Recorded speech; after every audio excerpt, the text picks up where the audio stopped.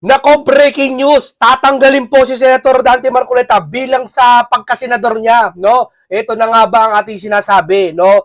Yung sinasabi ng iba na nakikita naman natin na kung sino yung tumatayo o nag-iingay. Hindi basta nag-iingay, Hindi yung basta maingay lang, kagaya ng mga pinklawan, maingay sa gusto lang nilang ingayan. Pero kung kinakailangan mag-ingay, dito sa flood control issue, hindi sila maingay, no? Si Senator Marcoleta nag-iingay dahil gusto niya mahuli, mapanagot yung mga may sala sa flood control. Pero anong ginagawa sa mga nag-iingay, ha? Bukod sa pinatatahimik nila, ginagawa nila ng kaso, tatanggalin pa sa pagkamisa sa congressman. Kagaya ni Kiko Barsaga, gusto nila alisin. Inethics, si Senator Marcoleta. Wala naman silang ibang Si Lebis, kinasuhan nila sa solar, di ba? Ganyan sila, no? Imbis na ang katuwang natin ngayon ang pamahalaan, sabi ni Senator Dante Marcoleta, sila pa yung parang ayaw, parang umiilag sila. Nakakapagtaka, di ba? Alam ko, tagapagtanggol natin ang pamahalaan. Hindi, kumbaga, tama si Senator Dante Marcoleta na kung sino lumilitaw o lumalabas, natitindig para sa tao, para sa bayan, imbis na, halimbawa, oy, tama ginawa mo, ang galing mo. Oy, sasama kami sa'yo. Pwede mong suportahan siya, hindi naman pinansyal, no? Suportahan mo lang. O sige, kami bahala sa'yo. Ganito gawin natin. Imbestigahan natin kagad yan, ganito gawin natin. Ay, hindi. Ang ganito gagawin sa'yo Alam mo kung talagang concern ang leader natin, nakikita nila si Senator Marcoleta nagkakaganito at nakikita nila yung pagpupursige. At kung wala silang ginagawang kasalanan talaga, kung wala silang ginagawang kasalanan, nakita nila si Senator Marcoleta nagpupursige na maghanap ng mga big fish, Kung wala silang kasalanan, kung wala talagang kasalanan, tutulong sila dito. Ano pa mang kadahilanan, mapasama man o hindi, sa sinasabi ni Senator Marcoleta, tutulong sila. Bakit? Senador ng Pilipinas to na humahanap ng hustisya para sa mga tao na ninakawan ng kapwa Pilipino. Ngayon, tutulong ka. O sige, Senator Marcoleta, ako ang Pangulo, kami ang ganito. Tutulong kami sa iyo. Hanapin natin o tuntunin natin yung sinasabi mo. Dapat ganyan ano ba nangyari? Wala nangyari. Isa lang ibig sabihin. Ayaw namin paniwalaan yung mga chismis ng karamihan. Pero doon kami dinadala ng sitwasyon. Wala naman nag-utos sa isipan namin, maniwala kayo, may korupsyon, may big fish. Ang big fish ay si ganito, si ganyan. Hindi porket sinabi ni Gutesa, sinabi ng 18 Marines, sinabi ng kung ano-ano, si Romualdez, maniniwala na kami. Pinipilit namin wag maniwala. Naghahanap kami ng ebidensya sa pamamagitan ng investigasyon, kaso wala. No? Pinipilit namin wag munang maniwala sa sitwasyon. Sige, ipalagay natin, wag mo tayo maniwala. Kahit si Gutesa lumabas na, una si Diskaya, si Gutesa, si Saldico, 18 Marines, ayaw namin ipagpalagay na totoo na.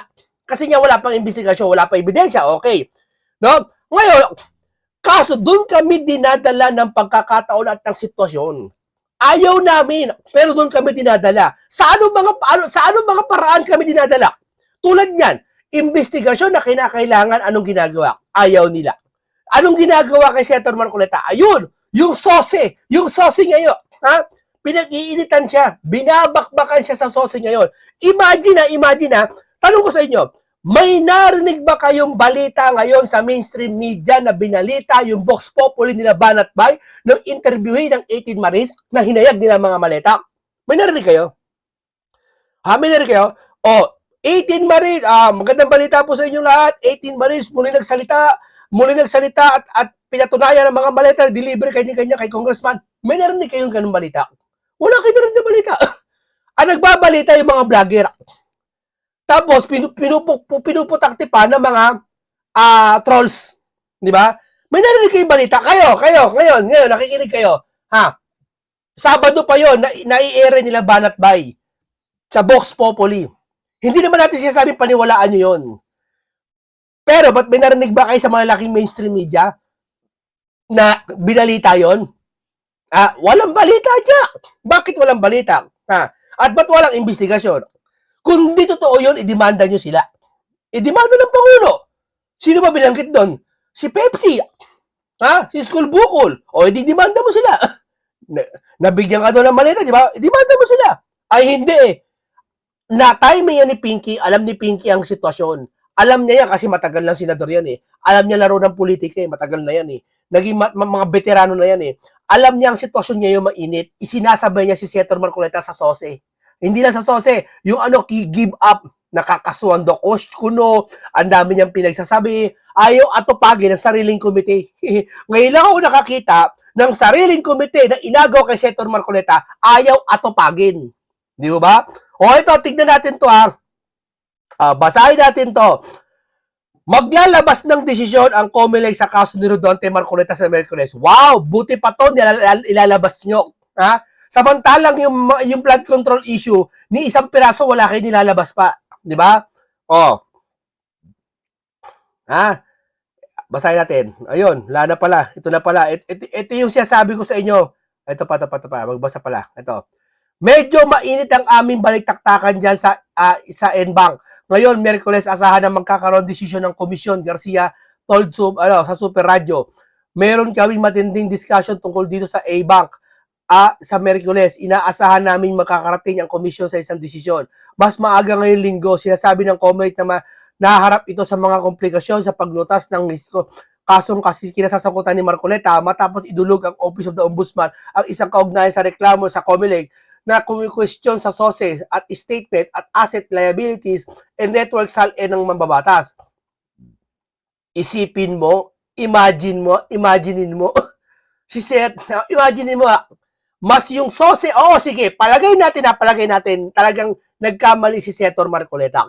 Kasalanan din to, hindi na i-declare. Palagay natin, no? Kahit hindi naman kailangan hindi na i-declare si kasalanan. Eto ba napakabigat na kasalanan nito? Okay sana kung gumagana ang investigasyon sa flood control eh. Sa mga tao na patunayan na nagnakaw na congressman, hanggang ngayon congressman pa rin. Hindi ma-dismiss ng COMELEC, hindi maagapan ng COMELEC. O ano man. Ay, sus Maria Joseph. Hindi, totoo lang wag na COMELEC manginam. Wala lang pakialam ang COMELEC dyan. Yun lang ba, hindi ba isabay kay Senator Marcoleta? Yung tipong balita, Senator Marcoleta kakasuhan habang ang mga flood control na mga kasangkot na congressman kakasuhan din. At sasapain yan eh. Parehas ang laban eh. Di ba? Kumbaga, kakasuhan si Senator Marcoleta, kakasuhan din yung mga nagnakaw. Parehas. Hindi yung habang alam namin si Senator Marcoleta na siya lang ang nakikipaglaban sa flood control na to, kakasuhan nyo. Tapos yung habang kinakasuhan nyo, yung flood control, walang nananagot. Di ba? Ano to? Gising kami. Sa pamamagitan namin mga vlogger, ginigising namin ang utak ng mga tao nakakatulog. Tama, mali? Di ho ba? Bakit di asikasuhin to? Galit ba tayo? Of course, syempre. Taong bayan kami. Nakikinabang kayo sa amin eh. Di ba? Kami ang tagapakinig. Kami ang tagasalo ng problema ng bansa. Hindi kayo. Kasi kayo, kahit anong gawin nyo, sasahuran kayo dyan. Tama? Kami mga nagugutom, hindi ako nagugutom, aminado ko. Paano yung ibang kapitbahay ko? Paano ibang mga kasamahan ko? Paano ibang mga nasa ibang lugar? Na nangangailangan ng kasagutan na yun na lang ang magiging kasayahan nila. Diba? Kasagutan na lang. Di ho ba? O ito, painggan natin ito si Celis at si Badoy sa kanyang pahayag tungkol kay Senator Rodante Marcoleta. Ito ang punto ni Marcoleta na inatake siya. Ang sabi ni Ping Lacson, mainit ang dugo mo sa akin. Parang gusto mong kunin ang pagiging chairman ng Senate Blue Ribbon Committee muli dahil natanggal ka. Parang pride mo ito. Siyempre, of course. Pride talaga ni Senator Marcoleta. Hindi lang pride ni Senator Marcoleta yan. Para sabi ni Pinky, parang gusto mo kunin sa akin ang Blue Ribbon. Siyempre, kailangan. Hindi lang si Senator Marcoleta ang gusto kunin yan. Gusto namin ilagay si Senator Marcoleta dyan. Bakit? Siya'y nararapat dyan. Bakit siya nararapat dyan? Porkit ba abogado? Hindi. Pinagmalaki pa nga ni Pepsi na karaan eh. Hindi siya abogado, pero magaling mag-imbestiga si Lacson. Sabi niyo, bigote pa eh. Magaling! Hindi pa diba? Yan pa nga sabi niya eh. Hindi pa siya si Lacson na magaling yan. Magaling na investigador. Magaling na investigador? Ha? Unang-una, bumaba siya, nag-resign siya, nakaraan sa Blue Ribbon, bumalik lang siya. Pangalawa, ano accomplishment niya sa Blue Reebok? Nag-iimbestiga ba siya? Hindi. Puro siya conclusion. Biruin mo, hindi kaya ng kapasidad ng utak mo yung 805 billion kung papaano na-deliver sa maiksing panahon, hindi kaya ng kapasidad ng utak mo? Anak ng teting ka! Yan ba magaling na investigador? Hindi kaya ng kanyang utak ang kapasidad na kung papaano i-deliver ang 805 billion sa maiksing panahon lang. Kailangan daw abutin pa ng 2028 bago matapos ang pagre-repack ng pera. Saan mo nakita yung ganyan? Sa'yo lang yan. Saan mo kinuha yan? Sa mga staff mo na nakipag-ano sa'yo? Nakipag-opinyonan sa'yo? Sa'yo lang yan. Ako, opinion ko bilang vlogger, yung 805 billion, napakadaling i-repack niya. Kung halimbawa, ang kikilo, 10 tao, 15 tao mag-repack, no? O magsasalansan kahit 3 tao na lang, no? Mag-repack, no? Kayang-kaya yan sa loob ng 30 days. Kung may pahinga pa yun, 8 hours pa ang pahinga nun. Kayang-kaya. May 2 kamay, oh. Bulto-bulto yung pero, ang isang dangkal, 1 milyon, oh. Akala siguro ni Pinky, taga 1,000 bibilangin ng counter machine. At tak. At talagang matatapos ka noong 2029 pa. Bulto-bulto, 1 milyon, 1 milyon. Sige nga, saan ka nakakita, Pinky, na nilalagay sa isang maleta, taga 1,000? Di ba? Para nito sinabi na tigpipiso. Di ba? Sinagot siya ni Marcoleta. Wala akong pakialam kung atakihin mo ako. Oo, totoo naman, wala siyang pakialam atakin mo. Si Pinky na may personal na. Desperado na. Gusto nang patahimik si Senator Marcoleta. Sumasabay siya sa Agos. Ano yung Agos? Yung Agos kung saan pinagtutulungan si Senator Marcoleta ng mga trolls, pinag-iinitan siya. Alam niya kasi si Senator Marcoleta against sa administrasyon. Kung pala, hindi against si Senator Marcoleta sa administrasyon. Sorry, Pinky. Hindi against si Senator Marcoleta sa administrasyon. Pero batay sa kinikilos mo, para mo sinasabi si Senator Marcoleta na against sa administrasyon. So, tanong ko lang, kung ikaw against ka sa isang tao, kung wala kang ginagawang kasalanan, ba't di mo siya kausapin? Ba't di mo siya tulungan? Halimbawa, pinagbibintangan mo magnanakaw, no? Bakit di kita kausapin? Ba't di kita suportahan? Tol, suportahan kita, imbestigahan natin yan. Patutunayan ko sa'yo, malinis ako. Bakit hindi ganon? Bakit gagawin na gagawin kay Senator Marcoleta? Hindi kaya may nakinabang ka rin? Hindi kaya nakinabang nila o may nagnakaw talaga? Hindi kaya totoo yung sabi ni Mastermind, yung ginawang chat ni Senator Marcoleta kung sino Mastermind, sino Big Fish? Sige nga. Pero may ang tawag sa overall na to, sa kinikilos nila, alam nyo? Alam mo, no? Gusto ko kayo sumagot muna. Kayo muna sumagot. Anong tawag sa kanila sa kinikilos nila? Na halata na. Sabay tayo. Guilty. alam ako kapag ang mga interes ng mamamayan para malaman ang katotohanan sa mga iskandalusong krimen ay pinagtatakpan mo at nilalabag mo ang mandato ng Senate Blue Ribbon Committee. Kaya ako naninindigan. Your take on that, ma'am, na mukhang itudurugin ang Comelec ngayon si Marcoleta. And he will be attacked the same way na inaatake personal ang mga atake laban sa mga former Marines and former soldiers dito, Ma'am Norin. Comelec? What's Comelec going to do to Senator Marcoleta? Grabe, gising na kayo. Sa mga otoridad ng Pilipinas, gising na kayo. Tama sinabi ng Marine, hindi kami laban. Nanawagan yung mga Marine sa PNP, di ba? Hindi po kami laban sa inyo. Laban po kami sa korupsyon. Ang dami nakikiusap sa inyo, umiiyak ang bayan. Laban sa korupsyon to, hindi laban sa gobyerno to. Nagkataon lang yung gobyerno kasi ngayon, hindi nangingialam tungkol dito. Kaya akala nyo, laban sa inyo. Katulad ni Senator excuse me. Katulad ni Senator Marcoleta, laban ba siya sa gobyerno? Hindi. Laban siya sa korupsyon. Ang nangyayari, pinapatigil siya sa pagsasalita. So, iniisip ng iba, laban sa gobyerno. Pero hindi siya laban sa gobyerno. Dahil daw mayroon siyang illegal contribution undeclared. So, imbestigahan na siya by Monday. At illegal contributions at election violation of the law. Pero Ma'am Lorraine, ang Gabriela na CPP party list ng Communist Party, NPA, NDF, na tumatanggap ng foreign funding, tarantado itong COMELEC, no action on them. Pinaupo pa. Di ba? Wow. Kita mo? Siya, si Celis dati ano to dating hindi ko alam, dating alam ko MPA to. Alam niya galawan yan. Pinaupo pa. Bakit? Talagang Hindi labang kasi sa administrasyon. Tanong ko lang ang bulok ng gobyerno ngayon. Talagang ano siya, weapon siya ng isang drug addict, an insane drug addict. sabi niya ni Libisi, parang naniniwala tayo Parang kung sa ibang salita, silent martial law. Di ho ba? Talagang makita mo ang bawat desisyon na Sabi lumalabas. mo, sabihin mo, bumababa na krimen. Sabi ni John Vic, bumababa na krimen. Saan mo nakakita bumababa ang krimen? Ha? Bakit? Yan ba na naman yung pamantayan ni Claire? Na paglabas niya ng bahay, wala siya nakikitang krimen? Ha? Paglabas niya ng pinto? Paano mo nasabi yung mababa ang krimen? Sa kayo nag-survey?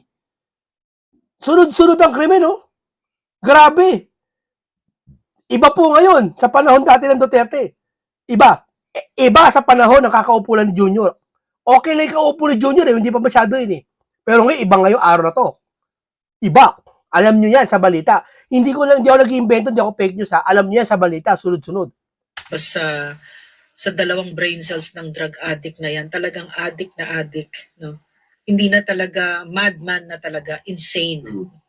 At sumusunod ang gobyernong walang konsensya, walang tapang, walang malasakit sa taong bayan at walang paninindigan, no? At hindi siya faithful sa constitution, sa saligang batas natin. Dito yung I think this is a good thing to see because once Inday becomes president, once this whole thing blows over, there is so much that we need to fix. No? Now, you have a COMELEC like that, it's just so disgusting. No? Talagang ang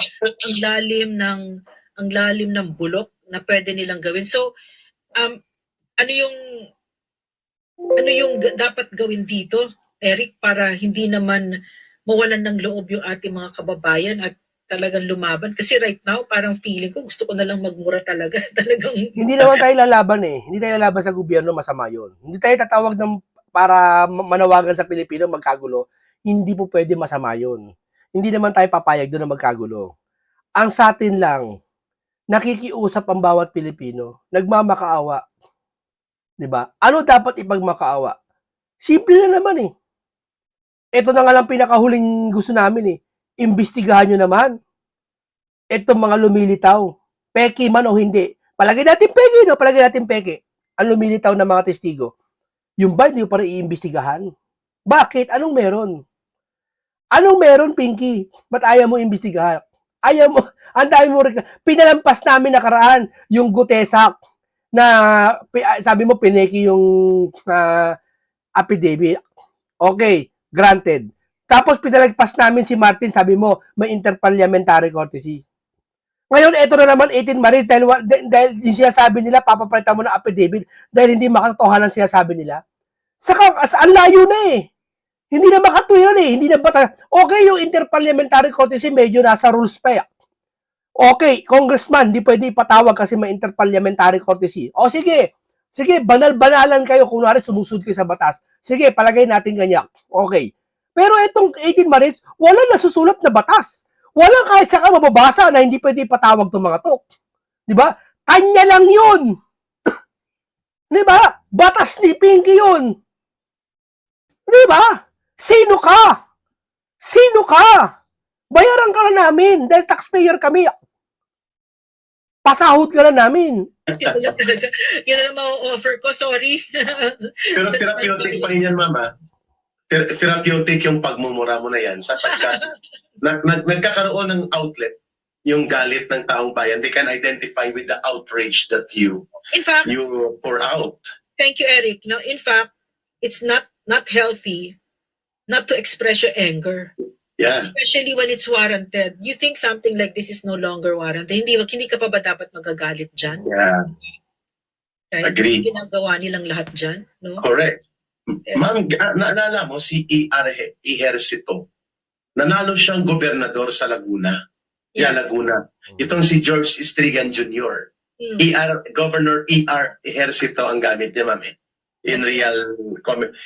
Alam mo ba, ma'am, mga kababayan, ang ginawa ni Noynoy dahil kontrapartido ito.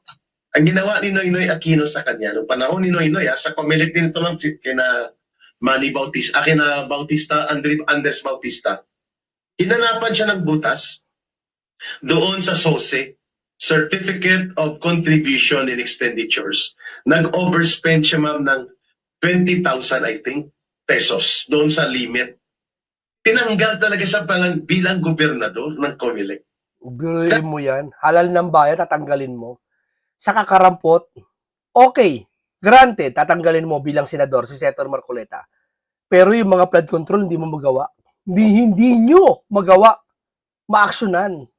Dahil pinagkinitan siya, mukhang ito ang gagamitin na direksyon kay Senator Marcoleta na tatanggalin siya sa Senado dahil hindi nila mapatahimik.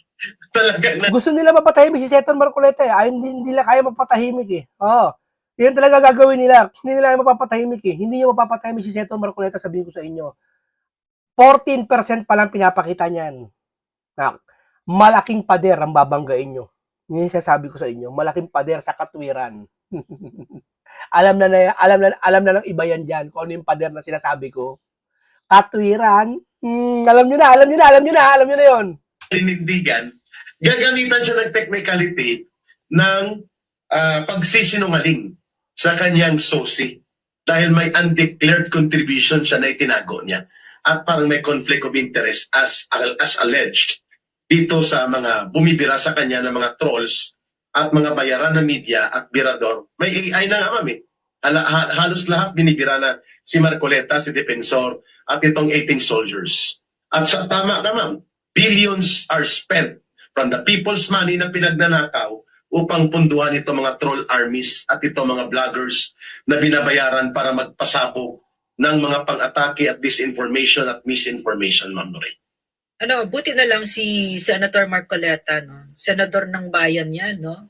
He's a very astute lawyer. No? So he knows his laws very well. Ang galing-galing niya talaga. Pag panoorin mo siya, talagang he really embodies the law and understands the spirit of the law. No? So they're gonna have a fierce fight about it. And he was voted into office by millions of Filipinos. Although we have also seen si George Kupal, halang din ang sikmura. Ang kapal din ng mukha. Kasi may maleta yan eh. No, may kailangan bayaran yan eh. No, may kailangan siyang deliverable kasi may dineliver siya ng maleta, no? So I don't know, parang all of this is just a story to me that will have a really good ending for our country, but it will have to be it will require each of us to be united, no? Yeah. Kasi talagang ang kapal ng mukha talaga ng mga ito eh, no? Talagang at saka ganito pala yung itsura ng gobyerno kapag ka addict, no? It's just ang pamilya kasi na may addict na tatay, yan yung microcosm na nakikita natin ngayon. Walang kahihinat ng kabutihan ang mangyayari sa Pilipinas habang dyan yan. Addict yan eh, no?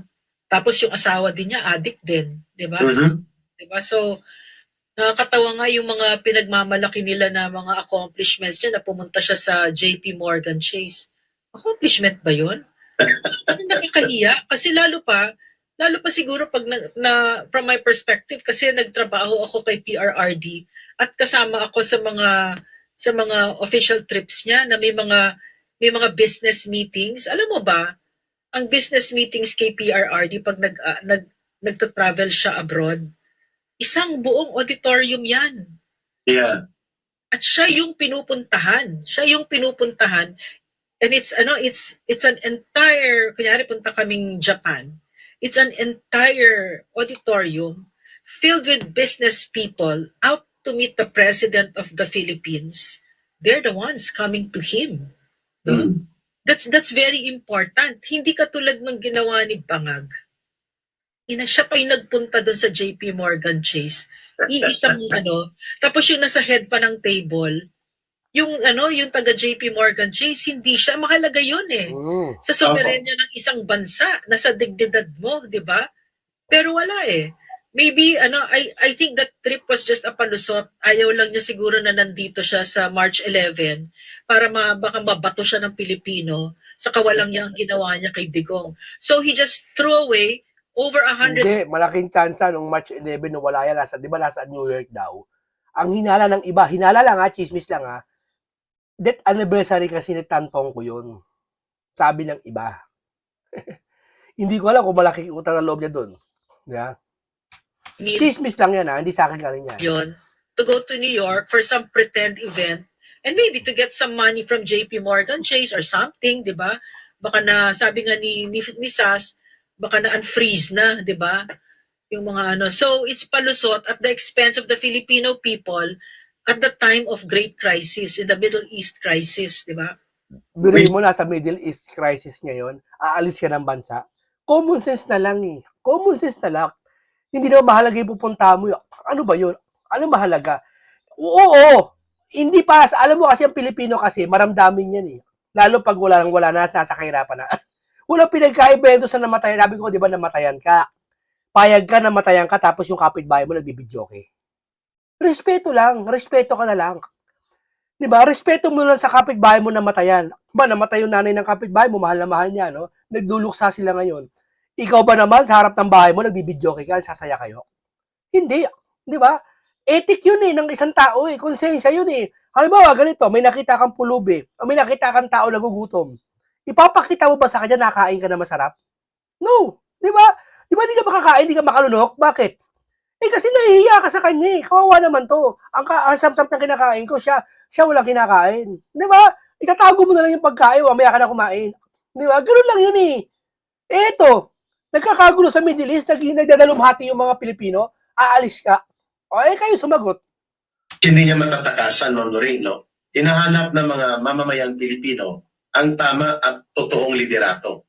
Wala eh. Walang repatriation plan, walang safe zone areas na na-arrange, at wala pong mga kaakibat na economic support pagdating dito ng mga ma-displaced na mga kababayan natin sa nagaganap na tensyon at mga sigalot sa Middle East. Wala. Wala talagang klaro na plano. Ang pinakamalala ay ito. Hindi lamang sisirit, mga kababayan, Ma'am Lorraine, ang presyo ng produktong petrolyo baka umabot ng mahigit 90 pesos per liter o baka umabot ng 100 pesos. Ang nakakabahala, sarado pa ang Strait of Hormuz. 22% ng mga production at movement ng langis diyan dumadaan, kontrolado ng Iran. And ngayon ko lang nalaman, ma'am, kung may landmine, may submersible mine pala. Kaya hindi maka-escort ang mga war carrier na mga high-tech na mga barko ng Amerika, takot na takot dahil ang naalos ang area na yan na dadaanan, may nailatag na submersible bomb. Parang water mine. Kung may landmine, may water mine na pwedeng sumabog ang mga barko na ito. At pag na-touch nila, may certain level of surface friction. Kaya araw-araw, 24 hours na request ang mga commercial and merchant vessel for escort, hindi ma-provide ng the most powerful navy in the world. Kung makayabang sila, they own as if the most powerful military. O ano kayo ngayon? Hindi nyo kayang ma-escortan for the last 2 weeks. Hindi makagalaw, hindi makadaan ang trade of oil and other merchant vessels dahil hindi ini-escortan ng US Naval Fleet na pinagmamayabang nila. Ano ka ngayon, Brunner? Ano ka ngayon, Gibo Teodoro, para sabihin nyo na kung nandyan sila deterrent, anong deterrent? May nagawa sila sa Strait of Hormuz? 2 weeks, they cannot open up the Strait of Hormuz. And until now, apektado ang oil supply and oil production and oil movement sa buong mundo, Ma'am Lorraine. Okay, maraming salamat po sa inyo. Talagang suportahan natin si Senator Rodante Marcoleta, Marcoleta, dyan sa kanyang inaharap ngayon. Actually, di naman problema yan eh. Ang sa atin lang, napag-alaman na natin na talaga may pagtatakip na nangyayari. At si Senator Marcoleta lang ang tumitindig ngayon, wala nang iba. Totoo yan, wala nang iba. Hanap kayo, wala kayo makikita. Maraming salamat, isang talakayang matalino, isang maraming matututunan, makabuluhang talakayan to. Ingat lagi kayo, paalam sa inyong lahat.